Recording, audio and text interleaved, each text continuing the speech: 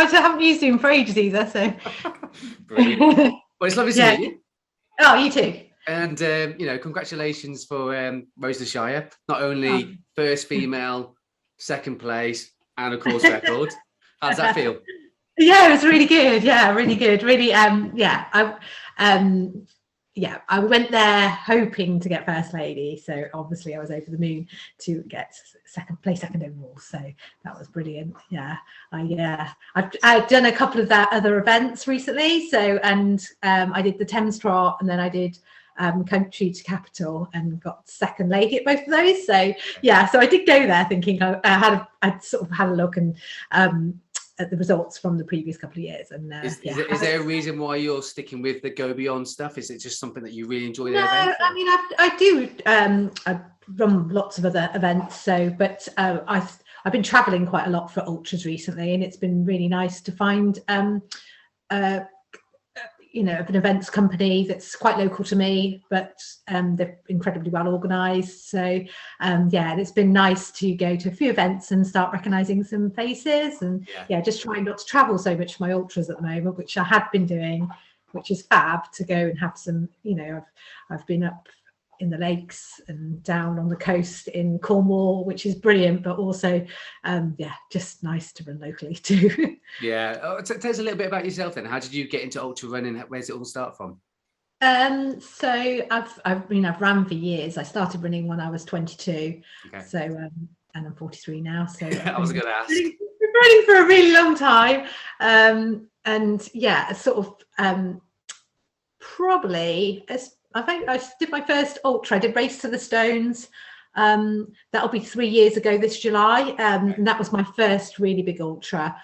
Before that, I'd been running marathons, and it was, I think I felt like the pleasure was getting zapped out of running marathons. You're always chasing after a PB. So I just wanted to try something different, really.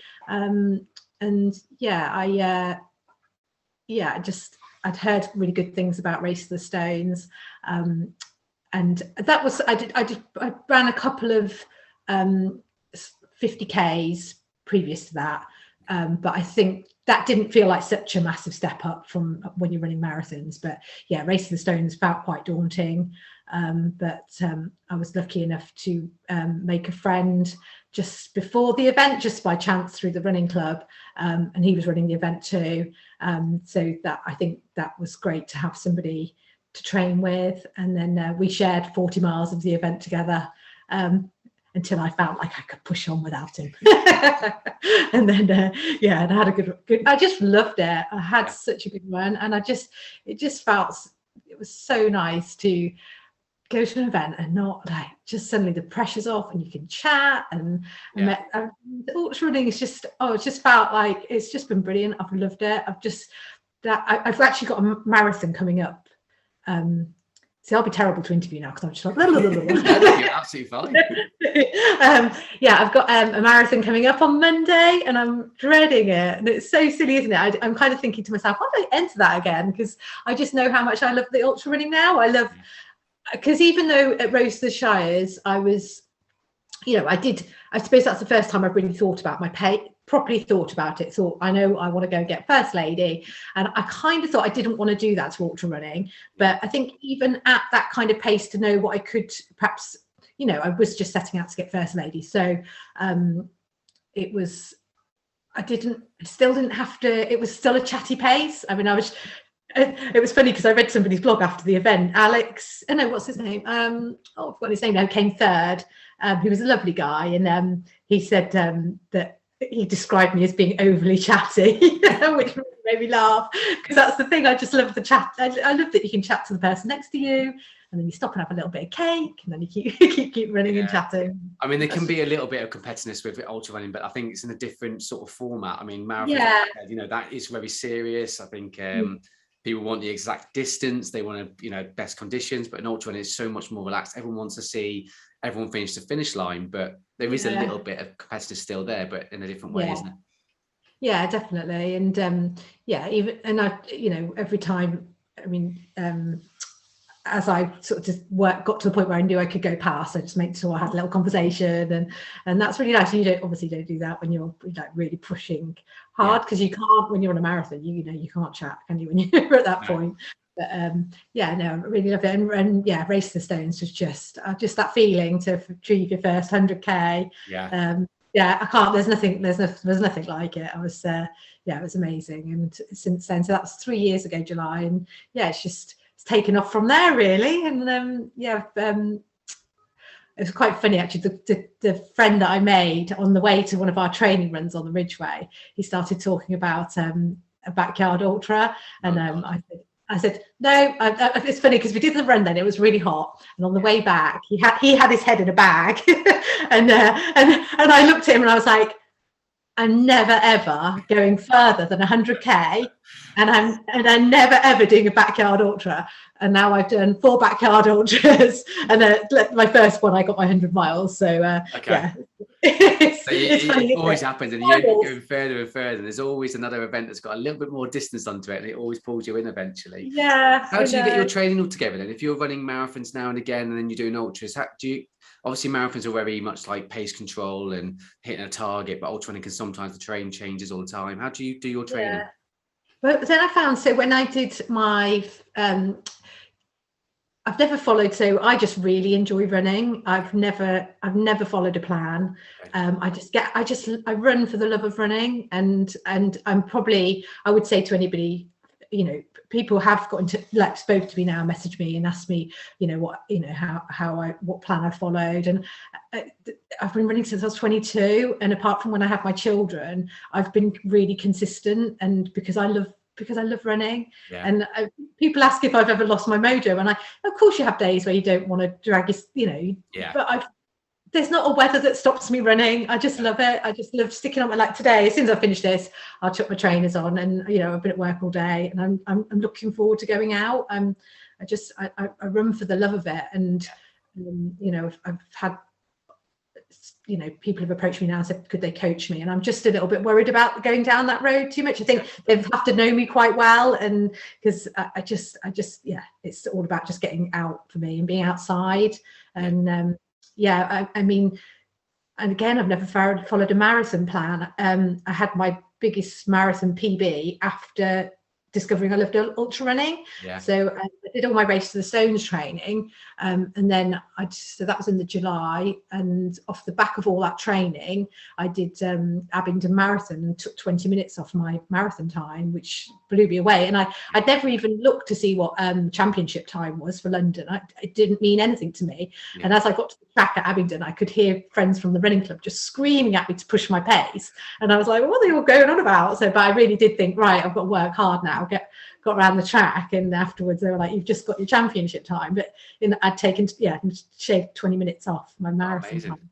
If you're not following a plan, do you, when you book onto an event, do you sort of go, okay, well, I'm not going to follow a strict plan, but I know I need to be able to do a bit more of this to be able to do that? So I do, when I said I didn't follow a plan, I still think to myself, have some high mileage weeks followed by an easier week and do blocks. So, but I mean, I consistently probably run when I'm actually on the lead up to something like a marathon, then I've knocked it back, but consistently I find I easily get to 70, 80 miles a week just through the love of running. But then when I know I've got something coming up, in September, I've got a 100 miler, which I've decided all my other longer runs, ultras I've shared them, with friends. And I'm really glad I've done that, but I've decided to go into this one and see what I can do on my own. So, because I haven't done that yet, I've kind of realized that, and I'm glad I've done it. I've gone to them all and shared it with friends, or just take really have taken my time. But the past sort of few, I've realized I have got it in me to keep it going. And I think I'm at 3 years in now. I'm just finding the confidence to know that I've got it in me to push it a bit more. So I'm looking forward to, actually, as much as it's been brilliant to share the runs, I'm looking forward to racing 100 miler my way now, and Yeah, and it's got that confidence, you know, you can do it, and sort of, okay, I'm going to go for this time. Yeah. And what I liked about what sounds like your training calendar is you sometimes do an ultra and then you're going down to marathons. You said you knock down training a little bit. Most ultra runners sort of over subscribe themselves when it comes to ultra events, like they've got one every month, but that sounds like you've got one quite spread out, but then you've got a couple of marathons to keep that motivation going. Am I right in saying that? Yeah, I mean, I do. I've got then my next ultra is June, so that's a 50 miler. I'm doing a Big Bear that can at 50, which I'm looking forward to. That I really enjoyed the Big Bear events. And then my next one will be the 100 miler in September. Okay. So but I think the past few years it's been really nice I did one of the ARC events, the Mud Crew events. I did the the Plague. Okay. So I did the Mud Crew events. I did the Plague, and I really enjoyed that. Yeah. And I've definitely got an ARC itch now. So actually it was quite funny because I did the Plague thinking I'll because they were ring fencing some spots for the ARC 100, but I realized that I need to train a bit harder for the elevation, although I don't think it wasn't too dissimilar. I mean, the Plague was tough. There was a good 13,000 feet of climbing in that, but it was more knowing that I would be on my own, and I think I just need to prepare myself mentally for that. Being along the coast in January for long stretches on my own and stuff. But then it'll be good in September to do that on my own because it's just finding the confidence, isn't it, to have the nights on your own, because I think the thing with the backyard ultras, you've always got people around you. So I enjoyed doing Rose of the Shires and just running it my way, and we ended up in a nice little group, so that was lovely. So is that was that a tactic or to run with the group, or was that just something you like to do? I decided I'd always start at the back, and I just thought, no, get yourself, because sometimes you can get snarled up, can't you? And actually you realise how much that time that takes away. I mean, it feels good to keep picking people off, but I think like on the country to capital, that really was very narrow, so through Wendover, so that actually really slowed me down starting at the back. So I decided to push on, and then naturally I fell in with a group of runners who were probably running a bit faster than I would have done normally at that the start of the race, but I felt really good, so I just thought it's nice to have the company. And keep like I said, I was obviously quite chatty, so I was obviously not working out of my comfort zone. So So we know you obviously got the record for the ladies, but I know things didn't go plain sailing. So I know there was a bit of a navigational issue, and I know there was something that happened with the socks. Am I right in saying that? Start with the navigation. Is the Rose Shire quite an easy route to follow, or is it just sometimes you need to be a little bit? I mean, it's a lovely route, and it was a really lovely mixture of trail, roads, like country roads, forest, and they were quite well signposted, as in you're on the Neen Way, I think it's called. But I put the route on my watch. My navigation with maps needs to take some work. I need to perhaps think about that going forward as well. But I was relying quite heavily on my watch. And when you're sort of working at pace, it's quite easy to just take a wrong turn. And but it was nothing that I couldn't. We sorted it out within our group quite quickly. I think actually once I wasn't part of the group, I was much better at it. But when I was running with a group of other people, too busy chatting and We've all done it. Talk to us a little bit about the feet issues. I know you were having a couple of issues with that. That's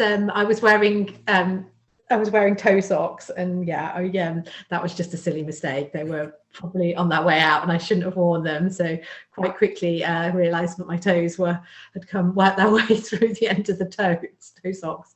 So they were like tourniquets around my big toes for about 30 miles. So my feet were a bit of a pickle once we finished, but it's all fine. There's always something, isn't there?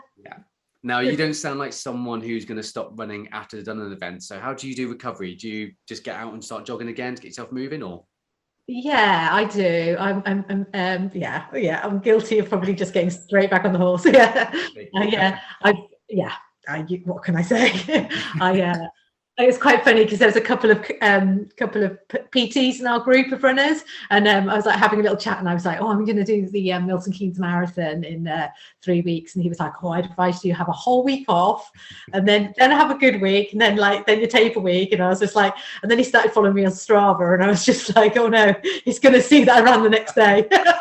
All more recovery runs, you'd been all right. That's what he said. He said, "Oh, active recovery, is it?" And I was like, Exactly. Yeah. I think, to be honest, sometimes I think how your body responds. I think as long as you're smart about it, when you've made a mistake or something that happens, so I think sometimes textbook might say you need to recover, but you just blow the intensity if that's working for you, which obviously it is. Yeah, I've got a little dog that I run with, so we'll go out, have my dog jogs that week, so lots of dog jogs for Rosie. Brilliant. So, fittest dog in Banbury. How far has it gone so far?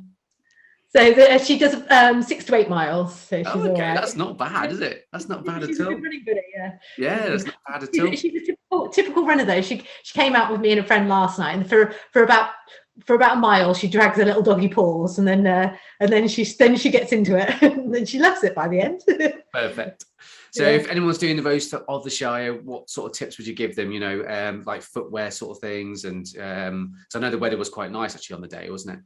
Yeah, it was lovely weather, but I was still really pleased that I wore my trail shoes, because there was some sections that were still quite boggy. I was a majority of it is on trail, so I, even for the time of the year, I was still glad of my trail shoes. And yeah, it was lovely. I just would you recommend it for a beginner, like yes, a first timer? I think. Yeah, so I found the course very runnable. So, I mean, you might look at it and think, because I think there was about 3,500 feet of elevation on the course, but it's all spread out over the 54 miles. I would say it's very runnable for a first timer. I went into it thinking that I might be walking a lot more than I did, but it's really nice. The elevation's really well spread out. There's probably a couple of 2 or 3 hills that you might feel like they're worth walking, but a lot of it is really a really runnable route. It's just a really pretty, not too the stretches quite, you have a canal section, but it's not too long, and then it's constantly changing. So then you've got forest, and then a trail, and a bit of road. So I found that was really nice. I enjoyed country to capital, but that's the Wendover section, but then the canal section is very long on that. The thing that I enjoyed most was the constant change with this, and it was really pretty, and I think they go beyond a fairly priced as well for ultra runs, so which I won't tell Simon that, he might put his prices up. yeah. But no, I do want some squash on the aid stations. I've said that in my afterwards, because I got to, I think we were about 45 miles, and I was like, there was a little table in the village, and they'd set up squash. I was like, oh my God, I love you. Brilliant. Well, it's been amazing talking to you. I wish you all the best for the future. I think a lot of people are going to love this video. I think they're going to love hearing about the roads of the Shires. And I'm definitely going to follow your progress, because I think we've got some exciting things coming up. So I'm guessing the next ultra for you is in September, or is there something in between that? So I know you've got Cannock, haven't you? Yeah, so I've got Cannock in June, and then so Cannock in June, which I'm really looking forward to. That's they do like a 50k and a 50-mile option, so it's going to be fun. Actually, I've got the I had a message not long after they opened it up for entries from the race director to say that a third of his entrants at that point were from my running club, because I'd badgered everybody into signing up for that first ultra. So so that's what's good. The one in September? What's that one? So that's the Hobo 100. Brilliant. So so Sherwood Forest. So should be, it's going to be a good one. It's a good one. Yeah, it should be a good one. Good one for a good time, hopefully. Right.